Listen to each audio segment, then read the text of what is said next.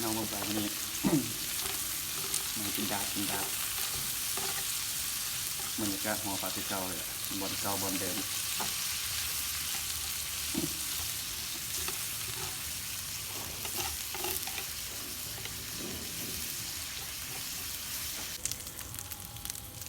มา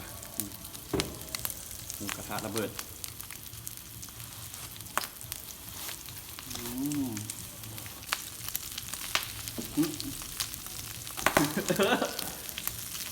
ก็ผ่านไปแล้วนี่คืออะไรน้ำมัน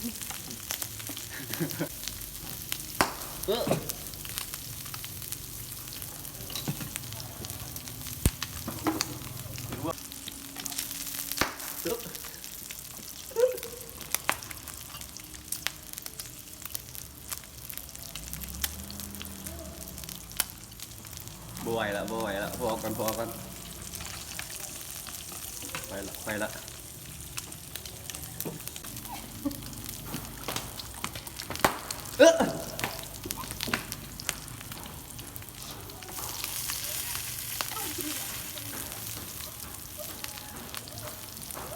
หัวเป็นอย่างเวลากินดาดแบบหมอยมันต้องแตกใส่ผู้ใดเคยเป็นบ่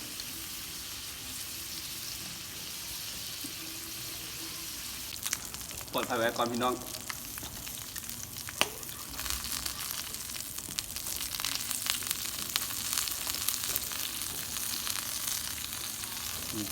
แซ่บ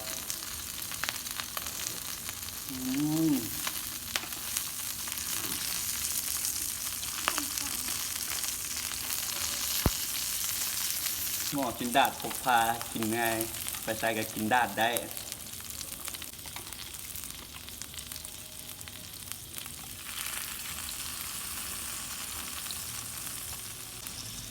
เดือนน้องอย่างเดือน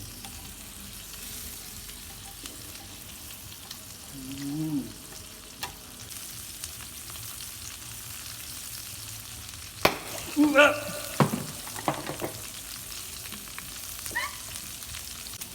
้วเป็นพาราเบลเลยแก้วนะ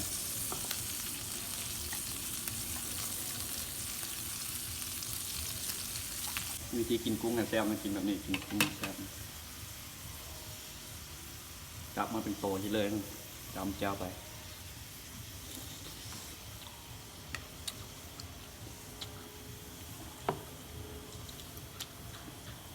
มันต้องดูดเอามันห่วงครับ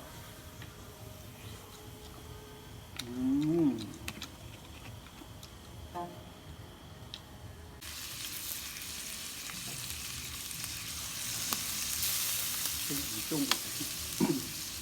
ที่กินกุ้งไงแซ่บต้องกินแบบนี้เด้อหักหัวออกหัวมันนี่แล้วเป็นที่ต้อง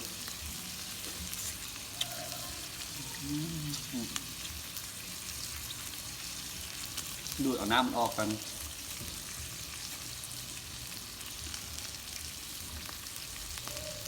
ส่วนโตมันแล้วมัน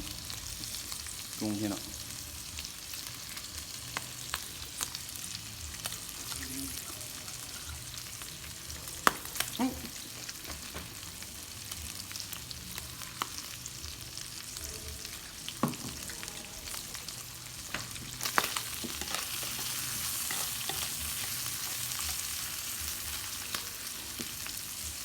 พ่อแต่ปิงนี่คืออัน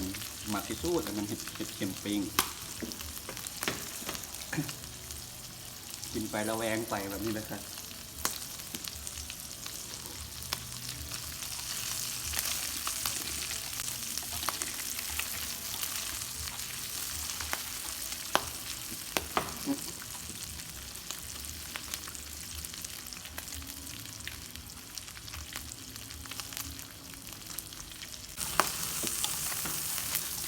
กินไปแล้วแวงไป